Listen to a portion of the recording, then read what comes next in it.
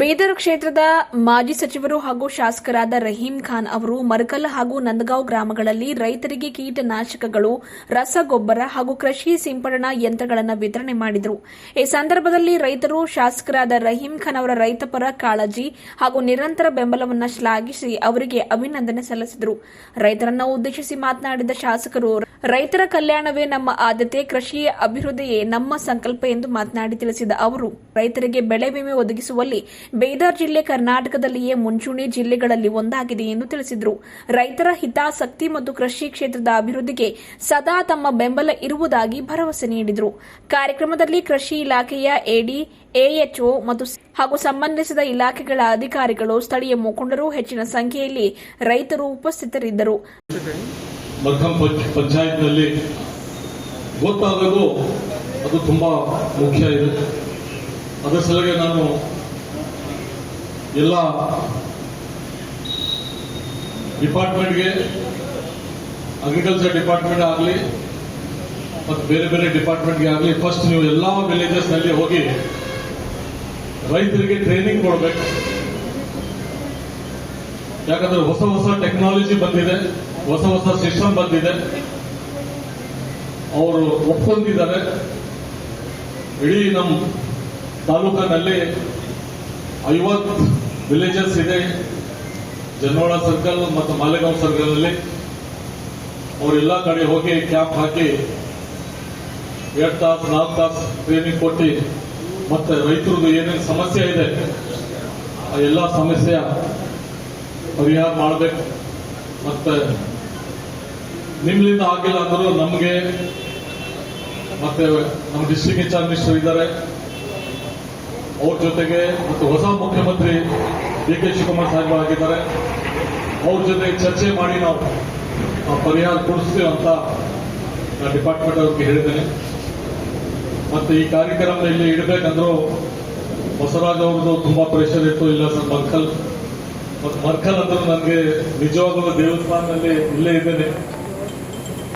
ತುಂಬಾ ಒಂದು ವಿಶ್ವಾಸ ಏನು ಗೊತ್ತಿಲ್ಲ, ಅಷ್ಟು ಪ್ರೀತಿ ನನಗೆ ಇಲ್ಲಿ ಎಲ್ಲರೂ ರೈತರು ಆಗಲಿ ಎಲ್ಲ ಇಲ್ಲಿ ಜನ ನನಗೆ ಪ್ರೀತಿ, ವಿಶ್ವಾಸ, ರೆಸ್ಪೆಕ್ಟ್ ಅದೇ ಇಂಪಾರ್ಟೆಂಟ್ ಇದೆ.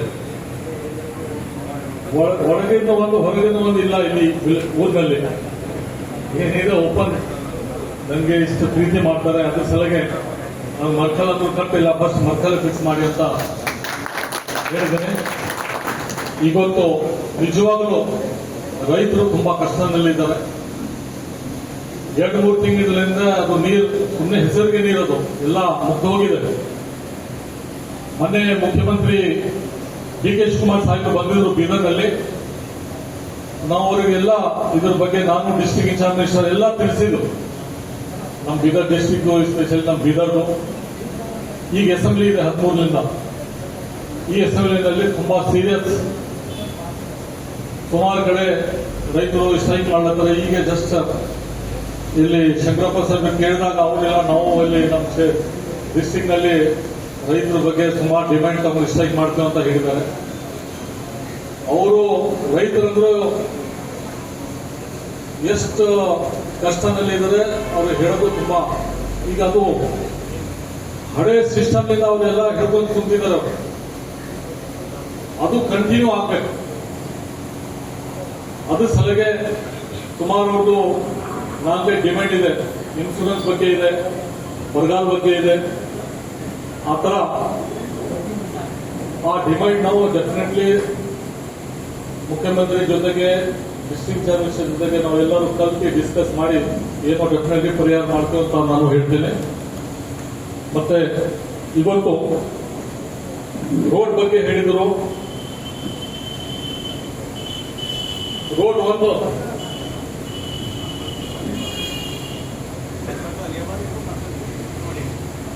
ಮರ್ಕಲ್ ಟು ಅಲಿಯಾಬಾದ್ ಒಂದು ರೋಡ್ ಸುಮಾರು ದಿವಸದಿಂದ ಹೇಳಿದ್ದಾರೆ. ಆದರೂ ನಾನು ಈ ಸಲ ಮಾಡ್ತೀನಿ ಅಂತ ಹೇಳ್ತೇನೆ. ಹೀಗೆ ಹೋಗಿ ಅದು ಪ್ರಪೋಸಲ್, ಎಸ್ಟಿಮೇಟ್ ಎಲ್ಲ ಆಫೀಸರ್ಗೆ ಈ ಏರಿಯಾಗೆ ಕಳಿಸಿ ತಾವೆಲ್ಲರೂ ಸ್ವಲ್ಪ ಸಪೋರ್ಟ್ ಕೊಡಬೇಕು. ಎಷ್ಟು ಫೀಟ್ ರೋಡ್ ಆಗ್ಬೇಕು, ಅವ್ರು ಎಸ್ಟಿಮೇಟ್ ತಯಾರು ಮಾಡಬೇಕಂದ್ರೂ ಅವರು ಎಲ್ಲ ಯಾವ್ಯಾವ ಹೊಲಗಳಿಂದ ಹೋಗ್ತಾ ಇರೋದು ರೋಡ್ ಅವರೆಲ್ಲರೂ ಸ್ವಲ್ಪ ಸಹಾಯ ಮಾಡಬೇಕಂತ ನಾನು ಹೇಳ್ತೇನೆ. ಈ ವರ್ಷನಲ್ಲಿ ಅದು ರೋಡ್ ಈ ಸ್ಕೀಮ್ನಲ್ಲಿ ಹಾಕಿ ಆ ರೋಡ್ ಮಾಡಿಸ್ತೇನೆ. ಇನ್ನೂ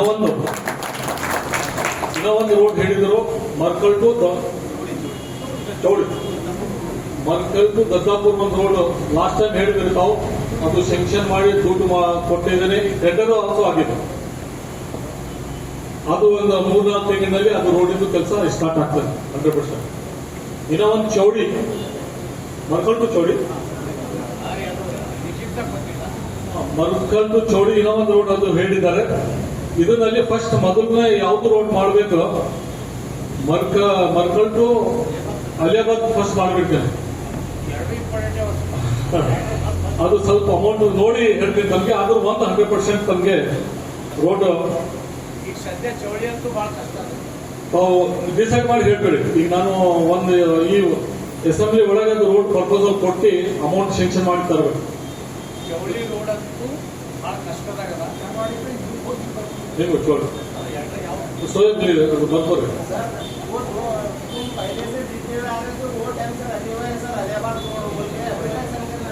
वही अभी आज डिसाइड हो जाए, आज फाइनल होता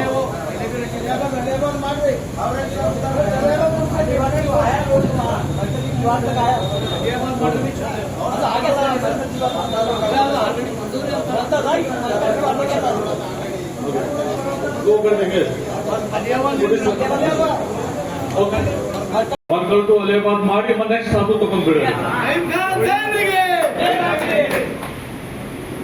ಮತ್ತೆ ತಮ್ಮೆಲ್ಲರಿಗೆ ಯಾವುದೂ ಸ್ಕೀಮ್ ಬರಲಿ ಮರ್ಕಲ್ ಅದು ನಾನು ಫಸ್ಟ್ ಮರ್ಕಲ್ಗೆ ಇರ್ತೇನೆ. ಯಾಕಂದ್ರೆ ಈ ಮರ್ಕಲ್ನಿಂದ ನಾನು ತುಂಬಾ ಪ್ರೀತಿ ವಿಶ್ವಾಸ, ಮತ್ತೆ 2 ಸಲ ಮಿನಿಸ್ಟರ್,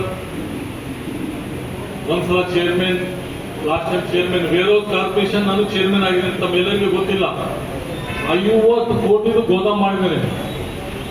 ನಾನು ಯಾರಿಗೆ ಹೇಳಿಲ್ಲ, ಬಸವರಾಜ್ ಏನ್ ಹೇಳ್ತಾರೆ ಅವ್ರಿಗೆ ಗೊತ್ತಿಲ್ಲ, ಅವ್ರಿಗೆ ಗೊತ್ತಿದೆ. ಅದು ಬೇರೆಯವ್ರಿಗೆ ಯಾರಿಗೆ ಹೇಳಿಲ್ಲ, ರೈತರಿಗೆ 50 ಕೋಟಿದು ಗೋದಾಮ್. ಹೆಂಗ್ ಮಯೂರ್ನಲ್ಲಿ ಗೋದಾಮ್ ಇದೆ, ಅಲ್ಲಿ 6 ತಿಂಗಳು ಇಬ್ಬರು ಹುಳ ಹಾಕ್ಬಿಡ್ತಾರೆ. ನಾನು 50 ಕೋಟಿದು ಜರ್ಮನ್ಗೆ ಟೆಕ್ನಾಲಜಿ ವೇರೋಸ್ ಆ ತರ ಗೋದಾಮ್ ಆ ಇಂಡಸ್ಟ್ರಿಯಲ್ ಏರಿಯಾದಲ್ಲಿ ಮಾಡಿದ್ದೇನೆ. ವೇರೋಸ್ ನಾನು ಚೇರ್ಮನ್ ಇದ್ದೇನೆ. ಅವಾಗ ಲಾಸ್ಟ್ ಮಿನಿಸ್ಟರ್ ಕಿಂತ ಮೊದಲು ಚೇರ್ಮನ್ ಆಗಿದ್ದೇನೆ. ಚೇರ್ಮನ್ ಆದ ಮೇಲೆ ಆಮೇಲೆ ಸ್ಪೋರ್ಟ್ ಮಿನಿಸ್ಟರ್ ಆಗಿದ್ದೇನೆ. ಯಾರು ರೈತರಿಗೆ ಹೇಳಿಲ್ಲ, ಇದು ನಮ್ಗೆಲ್ಲ ರೈತರಿಗೂ ನಷ್ಟ ಆಗಲತ್ತದೆ ಮತ್ತು ಅದು ಇಕ್ಕಲಕ್ಕೆ ತುಂಬಾ ಸಮಸ್ಯೆ ಆಗಲತ್ತದೆ ಅಂತ ಆ ಇಂಡಸ್ಟ್ರಿಯಲ್ ಏರಿಯಾ ರಿಂಗ್ ರೋಡ್ಗೆ 50 ಕೋಟಿದು ದೊಡ್ಡ ಗೋದಾಮ್ ಮಾಡಿದೆ. ಎಲ್ಲ ಅಲ್ಲಿ ಹೋಗಿ ಇಡೀ ಡಿಸ್ಟಿಕ್ ಅಲ್ಲಿ ಇರ್ತದೆ. ಇದರದ ಒಂದೇ ಇಲ್ಲ, ಇಡೀ ಡಿಸ್ಟಿಕ್ ಮಾಡಿಸ್ತೇವೆ ನಾವು. ಆ ತರ 4-5 ರೋಡ್ ಮಾಡಿಸ್ತಿದ್ದೀನಿ. ಬಸವರಾಜ್ ಅವರು ಹೇಳಿದ್ರು, ಗಾದ್ಗಿ ಆಗ್ಲಿ, ಮಮದಾಪುರ ಆಗ್ಲಿ. ಮಮದಾಪುರ ಅವಾಗೇ ಕಂಪ್ಲೀಟ್ ಆಗ್ತಿದ್ವು. ಅವ್ರು ಯಾರು ಟೆಕ್ನಿಕಲ್ ಆ ಬ್ರಿಡ್ಜ್ಗೆ ಇಲ್ಲಿ ಮಾಡಬೇಡ್ರಿ ಅಲ್ಲಿ ಮಾಡಬೇಡ್ರಿ ಅಂತ ಅದು ಸ್ವಲ್ಪ ಪೆಂಡಿಂಗ್ ಆಗಿದೆ. ಆ ತರ ಮಕ್ಕಳಲ್ಲಿ ಯಾವುದೂ ಸಮಸ್ಯೆ ಇರಲಿ 100% ನಾನು ತಮ್ಮ ಜೊತೆಗೆ ಇದ್ದೇನೆ. ಯಾಕಂದ್ರೆ ಈ ಸ್ಥಾನಕ್ಕೆ ಬರಬೇಕಂದ್ರೂ ತಮಗೆ ಎಲ್ಲರಿಗೂ ಗೊತ್ತಿದೆ, ಎಲೆಕ್ಷನ್ ಮೂವ್ಮೆಂಟ್ ನಲ್ಲಿ ಯಾರ್ಯಾರು ಏನೇನೋ ಬಿಡ್ತಾರೆ ಜಾತಿ ಹೆಸರ ಮೇಲೆ, ದುಡ್ಡು ಹೆಸರ ಮೇಲೆ. ಆದರೂ ನನಗೆ ಎಲ್ಲಾ ಊರಿನಲ್ಲಿ ರೈತರು ಆಗಲಿ ಜನ ಆಗಲಿ ಕೈ ಹಿಡಿದಿದ್ದಾರೆ. ಊರವ್ರು ಕೈ ಹಿಡಿದಿಲ್ಲ ಅಂದ್ರೆ ನನಗೆ ಸಮಸ್ಯೆ ಆಗ್ತಿತ್ತು. ಎಲ್ಲಾ ಊರಿನಲ್ಲಿ ನನಗೆ ಸಹಾಯ ಮಾಡಿದ್ದಾರೆ. ನಾನು ಜೀವನದಲ್ಲಿ ಮರೆಯಕ್ಕಾಗಲ್ಲ. ಎಷ್ಟು ದಿವಸ ಇರ್ತೇನೆ, ಯಾವ ಜಾತಿ ಪಾತ ಇಲ್ಲ, ಬಡವರು ದೊಡ್ಡವರು ಅಂತ ಇಲ್ಲ. ಯಾಕಂದ್ರೆ ದೇವ್ರ ಹತ್ರ ಎಲ್ಲರೂ ಒಬ್ಬರು. ನಾವು ಇಲ್ಲಿ ಜಾತಿ ಅಂತ ಮಾತಾಡ್ತೇವೆ, ತಮ್ಗೆ ಗೊತ್ತಿರ್ಬೋದು. ಎಲ್ಲ ಜಾತಿಯವರು ಮಿಕ್ಸ್ ಇದ್ದಾರೆ ಇಲ್ಲಿ. ಆಯೋಜನೆ ಮಾಡಿರೋ ಉದ್ದೇಶ ಏನಂದ್ರೆ ಸರ್, ನಾವು ಮುಂಗಾರು ಬೆಳೆಯಲ್ಲಿ ತೊಗರಿ ಒಂದು ಪ್ರಾತ್ಯಕ್ಷಿಕೆಯನ್ನ ಈ ಜಮಾಡ ಹೋಬಳಿಯಲ್ಲಿ ಸರ್ ಒಂದು ಆದೇಶದ ಮೇರೆಗೆ, ಅವರು ಆ ಟೈಮಿಗೆ ಬಹಳಷ್ಟು ಬಿಸಿ ಇದ್ರು, ಮರ್ಕಲ್ ಸೆಲೆಕ್ಟ್ ಮಾಡಿ ಅಮ್ಮ ಅಂತಂದ್ರು ಸರ್. ಹಾಗಾಗಿ ನಾವು ಜನವಾಡ ಹೋಬಳಿಯಲ್ಲಿ ಮರ್ಕಲ್ ಗ್ರಾಮವನ್ನು ನಾವು ಆಯ್ಕೆ ಮಾಡ್ಕೊಂಡಿದ್ದೀವಿ. ಈ ಮರ್ಕಲ್ ಗ್ರಾಮದಲ್ಲಿ ನಾವು ಕೃಷಿ ಇಲಾಖೆಯಿಂದ ಸಾಕಷ್ಟು ಸವಲತ್ತುಗಳನ್ನು ಕೊಡುವುದರ ಜೊತೆಗೆ ತೊಗರಿ GRG 811 GRG 811 ತಳಿಯನ್ನು ನಾವು ಡೆಮಾನ್ಸ್ಟ್ರೇಷನ್ಗೆ 120 ಹೆಕ್ಟರ್ 120 ಜನ ರೈತರಿಗೆ 12 ಕ್ವಿಂಟಲ್ ತೊಗರಿ ಉಚಿತವಾಗಿ ಕೊಟ್ಟಿದ್ದೀವಿ. ಸೆಲೆಕ್ಟೆಡ್ ಫಾರ್ಮರ್ಸ್ಗೆ ಡೆಮಾನ್ಸ್ಟ್ರೇಷನ್ ಸೀಸನ್ ಅಲ್ಲಿ ಬೀಜ ಕೊಟ್ಟಿದೀವಿ. ಅವಾಗ ಸಾಹೇಬ್ರಿಗೆ ಬರ್ಲಿಕ್ಕೆ ಸ್ವಲ್ಪ ಸಮಯ ಇರಲಿಲ್ಲ.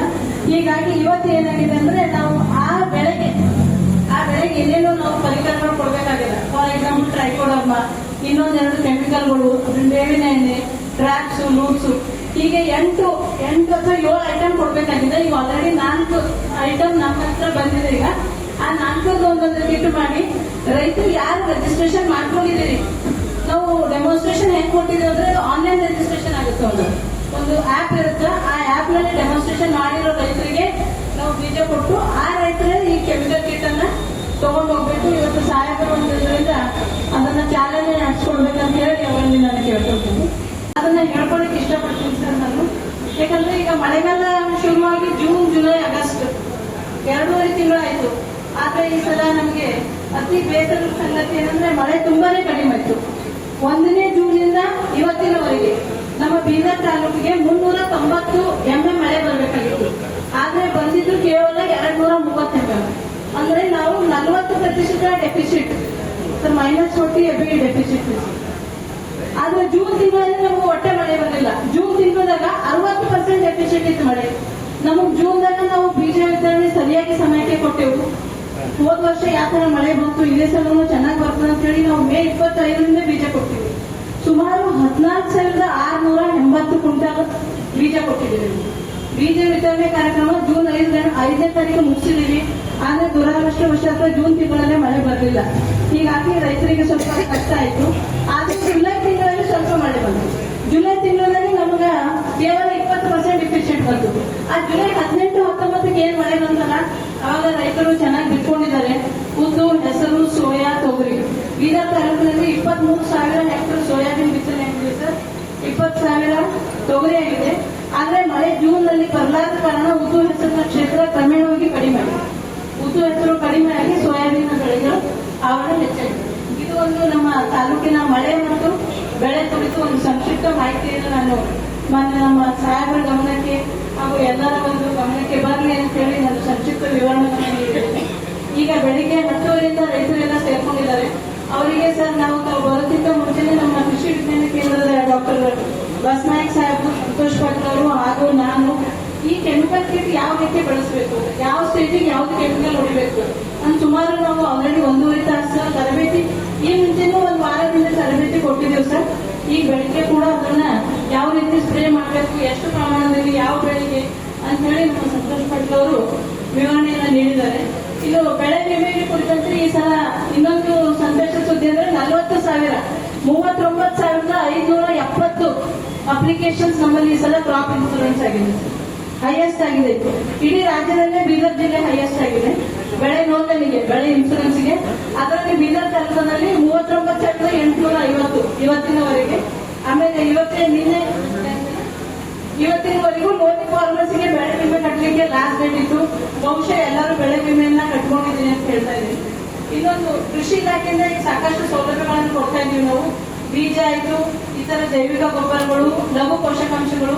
ಅದರ ಜೊತೆಗೆ ನಾವು ಪ್ರತಿ ವರ್ಷದಂತೆ ಈ ವರ್ಷ ಕೂಡ ಕೃಷಿ ಯಾಂತ್ರೀಕರಣ ಘಟಕದಲ್ಲಿ ರೈತರಿಗೆ ವಿವಿಧ ಉಪಕರಣಗಳನ್ನು ಮತ್ತೆ ರೈತರ ನೀರಾವರಿ ಸಲುವಾಗಿ ನಾವು ಸ್ಪ್ರಿಂಕ್ಲರ್, ತುಂತುರು ನೀರಾವರಿ ಹಾಗೂ ಹನಿ ನೀರಾವರಿ, PVC ಪೈಪ್, ಈ ಎಲ್ಲದರ ಜೊತೆಗೆ ನನ್ನದೊಂದು ವೈಯಕ್ತಿಕ ರಿಕ್ವೆಸ್ಟ್ ಏನಂದ್ರೆ, ಬರ್ತಾ ದಿನ ಮಳೆ ಕಡಿಮೆ ಆಗ್ತಾ ಇದೆ. ಅದಕ್ಕೆ ರೈತರು ತಮ್ಮ ಹೊಲದಲ್ಲಿ ಓಡುವ ನೀರನ್ನ ನಿಲ್ಲಿಸುವ ನೀರನ್ನು ಅಲ್ಲೇ ಇರುವಾಗ ಕೃಷಿ ಹೊಂಡಗಳನ್ನು ಮಾಡ್ಕೊಳ್ಬೇಕು. ನಮ್ಮ ಆಫೀಸರ್ಸ್ ಎಲ್ಲ ಊರಲ್ಲಿ ಹೋಗಿ ಸಾಕಷ್ಟು ಜನ ಕೇಳ್ತಾ ಇದಾರ. ಆದ್ರೆ ಎಲ್ಲ ರೈತರು ಏನ್ ಹೇಳ್ತಾರೆ ಅಂದ್ರೆ ಹೊಲ ಹಾಳಾಗ್ತದಂತ. ಒಂದು ಸ್ವಲ್ಪ ಹೊಲ ಹಾಳಾಗೋದು ಯೋಚನೆ ಮಾಡ್ಬೇಡ್ರಿ. ಮಕ್ಕಳಿಗೆ ಆಸ್ತಿ ಮಾಡಿತ್ತು ಅದೇ ರೀತಿ ಹೊಲಕ್ಕೆ ಒಂದು ಕೃಷಿ ಹೊಂಡ ಮಾಡಿಟ್ಕೊಂಡ್ರೆ ಮುಂಬರುವ ಜನರೇಷನ್ಗೆ ಏನಾಗ್ತದ, ನೀರು ಸಿಗ್ತದ.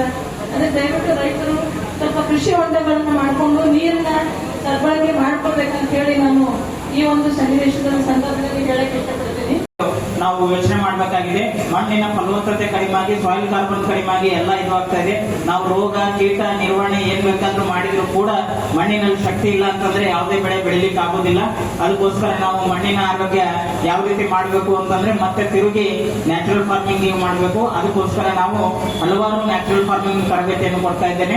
ಮತ್ತೆ ಪದೇ ಹೇಳ್ತಾ ಇದ್ದೇನೆ, ಯಾರ ಹತ್ರ ಆಕಳು ಮತ್ತು ಸಗಣಿ ಲಭ್ಯ ಇದೆಯೋ ಅವರು ನನಗೆ ಫೋನ್ ಮಾಡಿದ್ರೆ ನಮ್ಗೆ ಭೇಟಿ ಆದ್ರೆ ಅವರಿಗೆ ನಾನು ಮಣ್ಣು ಫಲವತ್ತತೆ ಹೆಚ್ಚು ಮಾಡ್ಕೊಳ್ಳಿಕ್ಕೆ ಜೀವಾಮೃತ, ಬೀಜಾಮೃತ, ಪಂಚಗವ್ಯ ಈ ರೀತಿಯ ಪರಿಕರಗಳನ್ನು ತಯಾರು ಮಾಡಿಕೊಳ್ಳೋದನ್ನು ಮಾಡಿ ತೋರಿಸಿ ಕೊಡ್ತೇನೆ ಅಂತ ಹೇಳ್ತಾ, ಮತ್ತೊಂದು ಮಾನವನ ಆರೋಗ್ಯ.